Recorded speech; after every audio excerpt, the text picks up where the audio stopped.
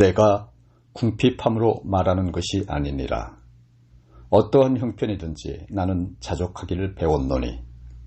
빌립보서 4장 11절 말씀입니다. 나를 가난하게도 마옵시고 부하게도 마옵시고 오직 필요한 양식으로 나를 먹이시옵소서. 혹 내가 배불러서 하나님을 모른다 여호와가 누구냐 할까 하오며 혹 내가 가난하여 도둑질하고 내 하나님의 이름을 욕되게 할까 두려워함이니이다. 잠언서 30장 8절로 9절 말씀입니다. 어느 집사의 간증입니다. 아주 먼 옛날 국민학교 시절 내 짝꿍 크레파스는 36세기였습니다. 크레파스 통도 아주 멋졌습니다. 손잡이가 달려있는 가방을 펼치면 양쪽으로 나뉜 플라스틱 집에 36개의 각양각색의 크레파스들이 서로 빛깔을 뽐내며 들어있었습니다. 거기에는 금색과 은색도 있었습니다. 내 크레파스는 8세기였습니다. 조그마한 직사각형의 종이 상자에 골판지 이불을 덮고 옹기종기 누워있는 내 크레파스. 내 짝꿍이 36가지의 색 중 어떤 색을 선택해야 할지 몰라 행복한 고민을 하고 있을 때 난 8가지 색을 골고루 색칠하고도 비어있는 도화지를 놓고 어쩔 줄 몰라 하고 있었습니다. 내 그림에도 빛나는 황금색을 칠한다면 정말이지 금빛, 은빛 세상이 될 것만 같았습니다. 그날은 엄마를 그렸습니다. 난 짝꿍처럼 엄마 손에 금반지를 그려드리지는 못할지라도 엄마가 제일 좋아하는 보랏빛의 블라우스를 입혀드리고 싶었습니다. 하지만 보라색이 없어 할 수 없이 파란색으로 엄마의 블라우스를 칠했습니다. 엄마는 너무 추워 보였습니다. 다시 따뜻해 보이는 빨간색으로 그 위를 덮었습니다. 그 순간 블라우스는 보랏빛으로 변해 있었고 엄마는 눈부시게 웃고 있었습니다. 너무 신기했습니다. 빨간색과 노란색을 섞어 할머니가 좋아하는 주황색 감도 그릴 수 있었고 초록색과 노란색으로는 파릇파릇 연두빛도 만들 수 있었습니다. 그날 이후로는 짝꿍의 크레파스의 금색, 은색이 부럽지 않았습니다. 나에게는 요술쟁이 크레파스가 있었으니까요. 그날 난 못나게만 보였던 내 팔색 크레파스를 통해서 소중한 삶의 비밀을 선물로 받았습니다. 지금 내 삶은 여전히 화려한 빛깔의 많은 크레파스는 없습니다. 물론 금색, 은색도 없습니다. 하지만 내게 있는 자그마한 빛깔로 소박하지만 따사로운 색을 만들어내며 살고 있습니다. 하나님은 우리에게 보물창고의 열쇠를 주셨습니다. 그 창고 안에는 남들이 가지지 못한 놀라운 재료들, 사랑, 행복, 감사, 기쁨, 평안 등등으로 가득합니다. 우리가 할 일은 그 재료들을 사용하여 세상을 놀라게 할 것들을 만드는 것입니다. 현대사회를 특징짓는 가장 중요한 상징은 무엇일까요? 소비가 그중 하나일 것입니다.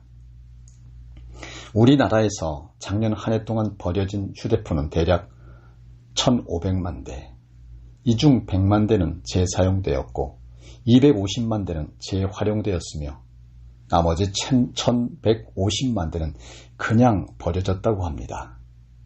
얼마나 있으면 충분할까요? 라고 누군가 질문한다면 어떻게 답하시겠습니까? 많은 숫자들이 순식간에 머릿속을 맴돌 것입니다. 1억, 50억, 100억? 개인마다 내놓은 답은 다르겠지만 다다익선을 마다할 사람은 아마 없겠지요. 얼마나 있어야 충분한가의 저자 로버트 스키델스키는 충분함이란 누구보다 더 많이 또는 누구만큼과 같은 상대적인 개념이 아니며 욕구를 충족하기 위한 충분함도 아니다라고 말합니다. 세상에 휘둘리지 않고 중심을 갖고 살기 위해서 좋은 삶, 굿 라이프를 살기에 충분함에 대해 고민해야 한다고 강조합니다. 그렇다면 좋은 삶이란 무엇일까요? 저자는 적어도 더 많은 돈을 버는 것이 삶의 목표가 될 수 없다고 단호하게 말합니다.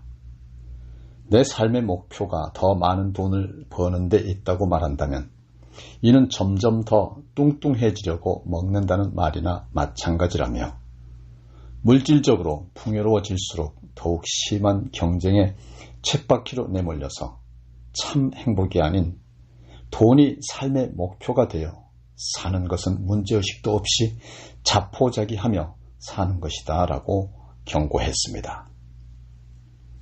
디모데전서 6장 9절로 10절에 부하려 하는 자들은 시험과 올무와 여러가지 어리석고 해로운 욕심에 떨어지나니 곧 사람으로 파멸과 멸망에 빠지게 하는 것이라.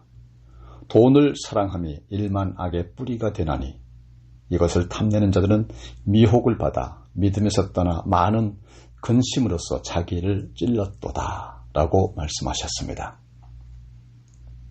옛날에 비하면 지금 우리는 너무나 많은 것을 갖고 있습니다. 그럼에도 불구하고 만족이 없고 기쁨이 적고 행복한 마음이 적어져 가고 있습니다. 왜 우리는 감사와 기쁨이 없을까요? 못 가져서일까요? 가난해서일까요? 내가 지금 가지고 있고 누리고 있는 것에 대한 소중함을 모르기 때문입니다. 행복이란 적은 것에도 감사하고 자족하는 데 있습니다. 성경은 이렇게 말씀하고 있습니다. 데살로니가 전서 5장 16절로 18절에 항상 기뻐하라, 쉬지 말고 기도하라, 범사에 감사하라. 이는 그리스도 예수 안에서 너희를 향하신 하나님의 뜻이니라. 신명기 8장 3절로 말씀하시기를 사람이 떡으로만 사는 것이 아니요 여호와의 입에서 나오는 모든 말씀으로 사는 줄을 내가 알게 하려 하심이니라. 감사는 선불입니다. 감사거리가 있어야 감사하는 후불이 아니라 먼저 감사하고 기뻐하면 감사가 넘치게 되고 더 감사할 일이 생기게 됩니다. 감사는 기적을 만드는 첫걸음입니다. 오늘의 감사가 내일의 기적을 만듭니다. 주어지는 상황과 상관없이 매 순간 하나님께 감사하려는 마음이 하나님의 축복을 불러오는 거룩한 행동인 것입니다. 하나님은 절대 나의 감사를 외면하지 않으시고 세상이 줄 수 없는 평강으로 영원히 나와 함께 하시는 축복을 주십니다. 빌립보서 4장 9절에 너희는 내게 배우고 받고 듣고 본 바를 행하라. 그리하면 평강의 하나님이 너희와 함께 계시리라 말씀하셨습니다.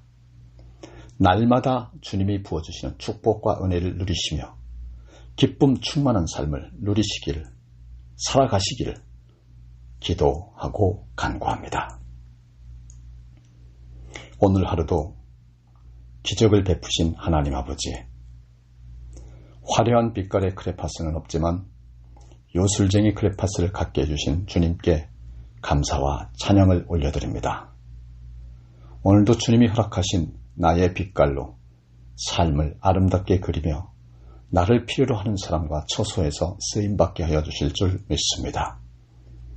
매일 반복되기에 감사를 잃고 살았던 것들이 있다고 한다면 깨닫게 하시고 작은 일상에도 그저 감사하게 하시옵소서. 하나님의 구원과 사랑에 감사하고 사랑하는 가족을 허락하심에 감사하고 오늘도 아침에 눈을 뜨고 숨쉬고 기도하고 찬양하게 해주심에 감사드립니다. 어떤 순간에도 감사를 잃지 않게 하시고 내 곁에 있는 모든 것에 감사하게 하시고 나만을 위해 사는 인생이 아니라 하나님을 위해 살아가게 은혜 베풀어 주시옵소서. 예수 그리스도 이름으로 기도드리옵나이다. 아멘.